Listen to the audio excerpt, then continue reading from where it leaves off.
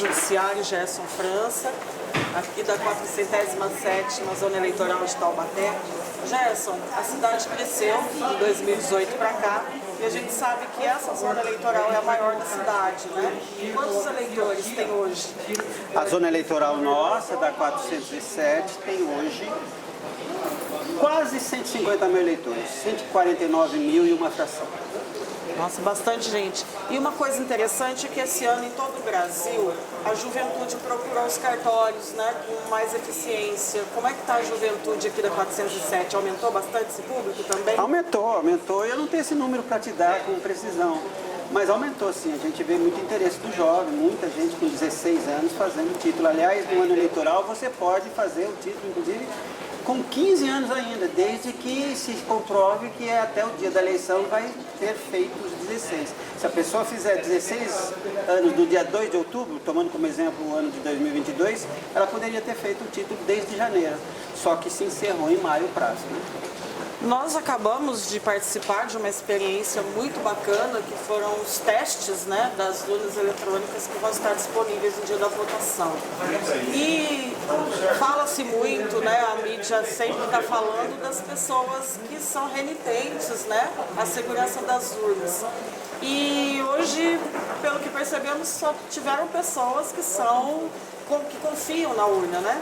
Como é que fica essa questão, né? Questionar a urna, mas não comparecer para testar? É uma pergunta interessante essa que você faz.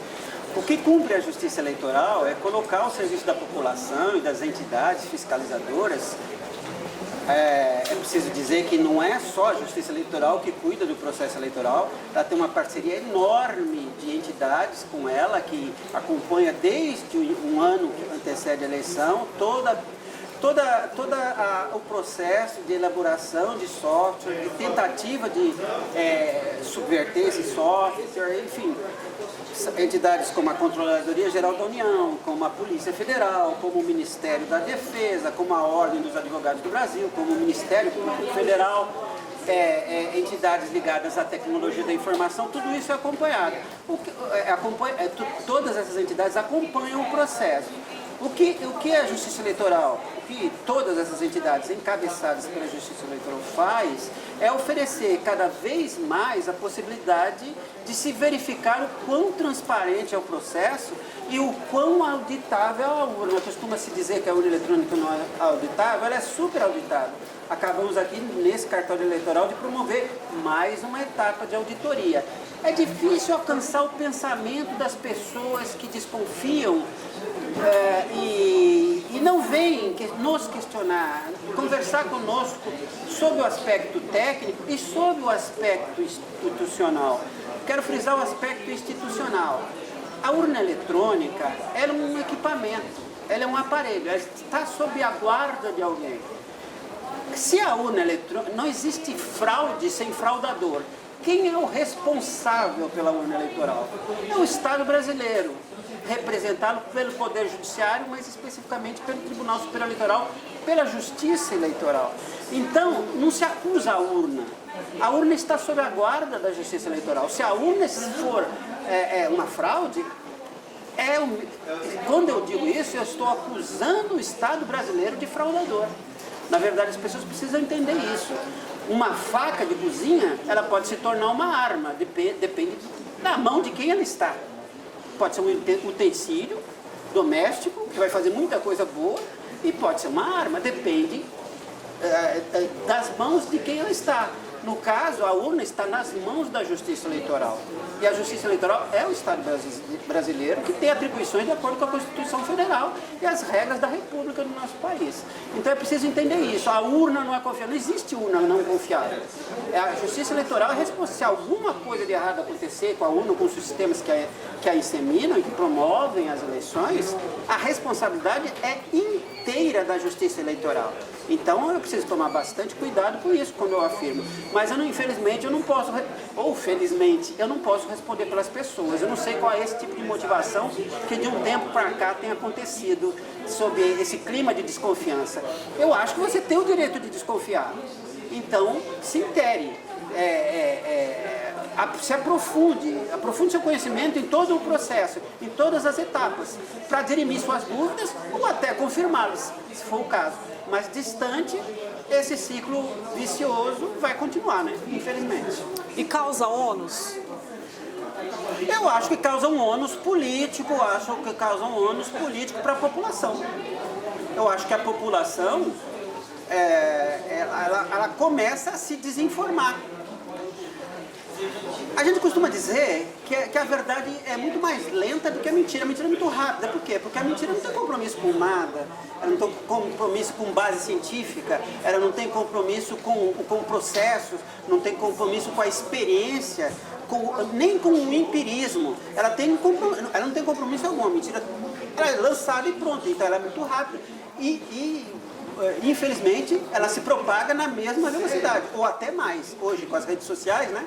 Antigamente, a mentira era prerrogativa de veículos de comunicação, eventualmente, aqui e ali. Hoje, qualquer pessoa pode lançar, a partir do seu celular, uma mentira e a coisa pode voar. Infelizmente, isso. O que a gente recomenda, primeiro, uma informação. O Tribunal Superior Eleitoral, na sua página, tem várias informações sobre urna, sobre processo, sobre história, tem o nome de todas as entidades que acompanham os processos. E tem uma parte lá específica que a gente chama de fatos e boatos. Tudo que está corrente, vai lá e vê e tem a explicação. Você pode consultar. Então o que a gente pede é, não repasse uma notícia que chegou no seu WhatsApp. Fake news. Respondendo ainda a sua pergunta sobre ônus. Isso é um ônus. Eu recebo, eu não acompanho, eu sou distante. Já é um erro meu. Se eu sou desconfiado, se eu sou propenso à desconfiança, eu não posso ficar distante. Eu posso falar, eu confio no Estado brasileiro, confio na Justiça Eleitoral, eles vão fazer a coisa certa.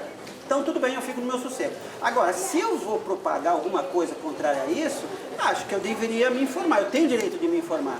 Então não repasse informações esquisitas, que não repasse, procure checar. A Justiça Eleitoral está à disposição para explicar todos os processos, né? Eu acho que tem ônus sim, tem ônus político, tem ônus de desinformação e acho que sempre tem alguém ou grupos que ganham com isso, com a desinformação, para se perpetuar em alguma posição da qual não quer abrir mão ou quando se sente ameaçado que vai perder essa posição. Eu acredito que sim, é uma opinião pessoal, porque senão não haveria tanta mentira. E, infelizmente, muitas pessoas, até de boa fé, são suscetíveis. Ó, aquele gostinho do escândalo, aquele gostinho da fofoca. Alguém está me passando para trás, sabe? A pessoa que tem aquele sentimento, alguém está me passando para trás. Infelizmente, isso é um campo fértil para esse tipo de gente que com má fé lança essas fake news, né? No dia da eleição, em relação a 2018, vai haver alguma mudança? Em Taubaté tem uma mudança substancial. Pela primeira vez, o eleitor de Taubaté será identificado pela biometria, por suas digitais. É preciso dar algumas informações relevantes em relação a isso. Taubaté não é um dos municípios que teve do roteiro daqueles que estiveram obrigados a recadastrar pela biometria a totalidade do seu eleitorado, né? Não é. Abriu, mas não se estipulou prazo. Aí veio a pandemia, no caso Taubaté ficou em aberto. É uma exceção. A grande maioria das cidades do estado de São Paulo fez a biometria. Somos 645 municípios, 59 apenas não fizeram. Taubaté é um desses 59, mas aconteceu aí também São Paulo capital, por exemplo, né, cujo eleitorado é monstruoso. Para vocês terem uma ideia, no Vale do Paraíba, Taubaté é a única cidade em que a biometria não se tornou obrigatória. Provavelmente se tornaria em 2021, ou 2020, mas com a pandemia isso ficou em aberto e agora não sabemos como vai ser depois da eleição, isso vai ser colocado. Resulta que Taubaté tem um pouco mais de 60% do seu eleitorado biometrizado, já com a biometria cadastrada no seu banco. Isso perde para o cenário nacional. No Brasil inteiro temos 75%. Mas claro, estamos atrás porque nunca fomos obrigados. O eleitor nunca recebeu essa mensagem, corra fazer biometria, senão seu título será cancelado. Em Taubaté isso não aconteceu, em outros municípios aconteceu. Muito bem. Então, mais de 60%, agora, ainda, mesmo não havendo fechado o ciclo, todo o eleitorado sendo biometrizado, por decisão do Tribunal Regional Eleitoral, aqueles que têm biometria serão identificados sim pela digital. Aqueles que não têm, não vai absolutamente deixar de votar por causa disso, vai votar como sempre votou.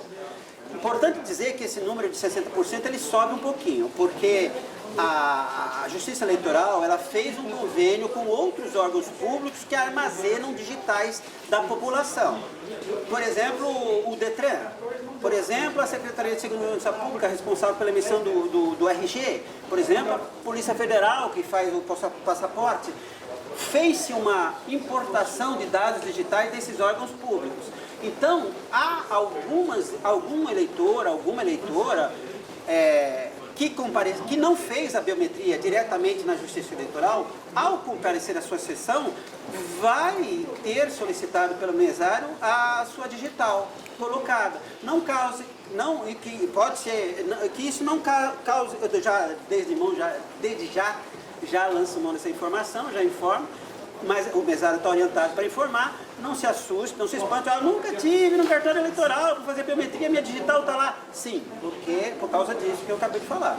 Por essa razão, importamos. Então, esse também vai ter a sua digital identificada.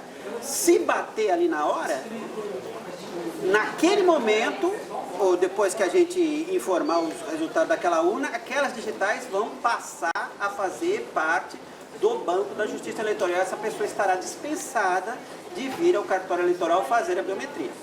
No caso contrário, caso não bata, a digital que está lá no banco com a dela naquele momento, ela vai continuar aprendendo a biometria, mas tranquila, porque no calendário de Taubaté, como eu te disse, não está estabelecido o prazo final para que se faça a coleta da biometria. Então tem entre aqueles que serão identificados, tem os que fizeram no cartório, os que tiveram importado seus dados. E tem o terceiro grupo que nem uma coisa nem outra, e você vai votar como sempre votou, apenas apresentando um documento oficial com foto, identificado pelo número do título, e a cabine de votação vai se abrir para que ela faça o voto.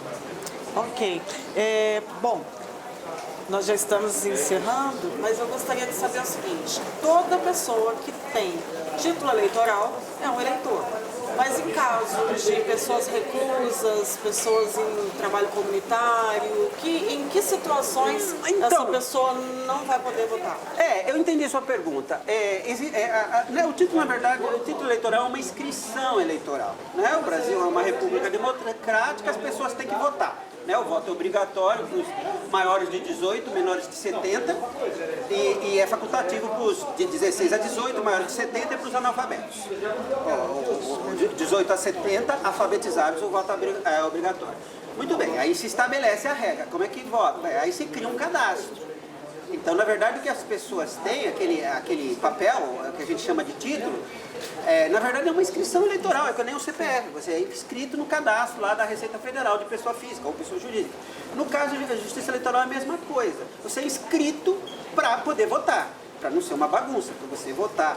E aí a gente responde a umas regras constitucionais. Embora a pessoa possa ter título, estar inscrita no Cadastro Nacional Eleitoral para votar, ela pode estar sofrendo algumas restrições, aquelas que são previstas na Constituição e na Lei Complementar da 64/90, que são os artigos 14 e 15 da Constituição Federal. Por exemplo, a pessoa pode estar momentaneamente com seus direitos políticos suspensos. Direitos políticos são dois: o direito de votar e de ser votado, né? Então, o direito político é esse. De acordo com a Constituição, por exemplo, o jovem que está servindo o exército, está fazendo um serviço militar obrigatório, que foi convocado para ficar naquele ano, ele não vota, de acordo com a Constituição, artigo 14 da Constituição. Então, esse está com o título, caso ele já tenha tirado o título, naquele ano ele está com o título suspenso.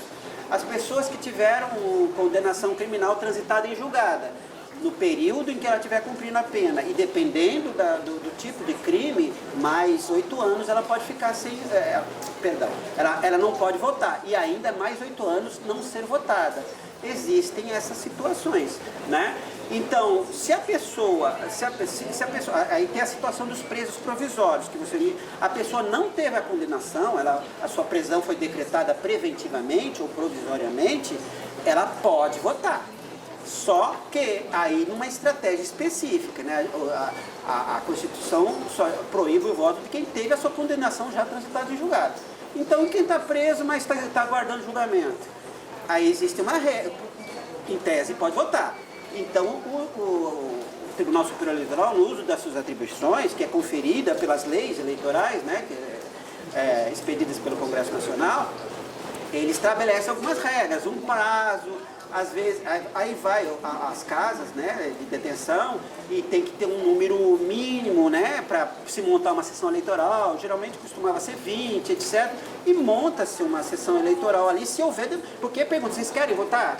O pessoal está lá. Se esse número atingir um número mínimo estabelecido pelo Tribunal Superior Eleitoral, por exemplo, 20, aí se instala uma sessão eleitoral e se faz uma transferência provisória ou transitória, se preferir, e se monta uma sessão ali naquela casa de detenção específica, apenas para os presos que assim quiseram e que não tiveram sua condenação, seu julgamento, sua condenação transitada em julgado. Ok. E seu conselho aí para quem vai às urnas no dia 2? É uma eleição que tem 5 cargos. Vamos votar pela ordem. Deputado federal, a gente simulou aqui, né? Deputado estadual, senador, governador, presidente. Nessa ordem. Leia o que a urna está dizendo. Veja a foto do seu candidato. Se tiver errado, tem uma teclinha laranja, corrige, começa o voto de novo. Mas leve uma colinha. Nas próprias escolas aqui em Taubaté, no posto de informações, vai ter colinha para anotar, ou traga de casa, né, a sua cola, e para não se atrapalhar na hora. É uma eleição que vai demandar um pouco mais de tempo, porque são 5 cargos em disputa. Tem essa história da biometria, pela primeira vez o pessoal, os mesários e o eleitorado, o próprio eleitorado talvez não está acostumado, vai ser a primeira vez que a gente vai fazer, então tem um pouco de paciência, leva a sua cola para economizar o tempo, o seu próprio tempo, né, e da comunidade como um todo. Não repasse boatos, não acredite em boatos, a Justiça Eleitoral está trabalhando para que a vontade da população se manifeste, seja ela qual for, e que vença, né? E a transparência está aqui, e é isso que a gente pede. Ao eleitor é permitida a manifestação individual e silenciosa por seu candidato ou por seu partido político. Individual e silenciosa. Silenciosa eu posso pôr uma camiseta, eu posso pôr um broche, eu posso pôr um adesivo do meu candidato, do meu partido. Silenciosa. E individual, eu não posso dar com um grupo identificado com esses símbolos. Né? Individualmente silenciosa, eu não posso ficar pedindo voto para ninguém, não posso propagar o meu voto, porque isso esbarra na boca de urna, isso vira crime eleitoral e uma outra complicação. Mas a manifestação silenciosa individual é garantida ao eleitor, tá bom? Muito obrigado, Gerson, Obrigado e boa votação a todos, né? Obrigado a você, boa votação a todos.